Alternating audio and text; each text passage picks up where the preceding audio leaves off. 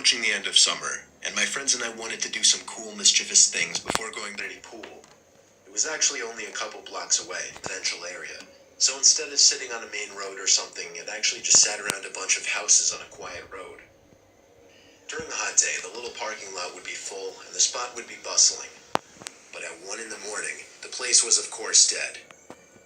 There's obviously a big fence surrounding the whole front entrance, as well as a cage that gets closed up when the place closes. So our best way was to get in through the side.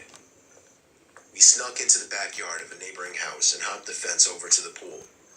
It was as easy as that. The four of us took off our shirts and jumped into the pool, which in retrospect wasn't smart, since any of the neighbors could have heard the splashes and just called the police. But we were dumb high schoolers. It was very, very dark within that whole enclosing. This pool had no lights, which is why it closed at sunset. James, Courtney, and Alyssa were on the other side of the pool, as I was just kind of doing my own thing at first, swimming around and getting my face wet. I saw Alyssa get out of the pool shortly after and run away. I swam over to see what was going on.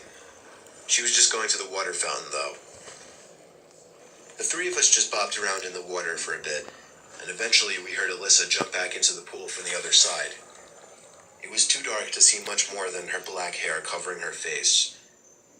But just then we heard Alyssa playfully call something to us as she was walking back to the pool. The three of us in the pool looked at each other. I know they were doing the same thing as me, counting heads. There were three of us on this side of the pool, and here came Alyssa walking over to our side. So who was that on the other side?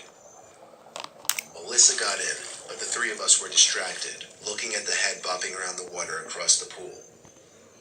James said across the pool, "Who is that?" Not even 2 seconds later, the head went underwater and disappeared from view. We took this time to whisper to each other, mostly things like, what should we do? What if that's security? And should we run? Suddenly I felt something grab my leg with force and tried pulling me down into the water.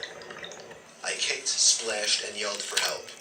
James came over to pull me out of the pool, while the girls were already running for it, screaming.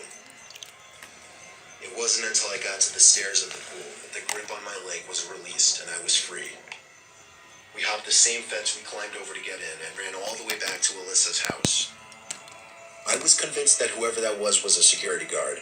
That is, until they literally tried to pull me under the water.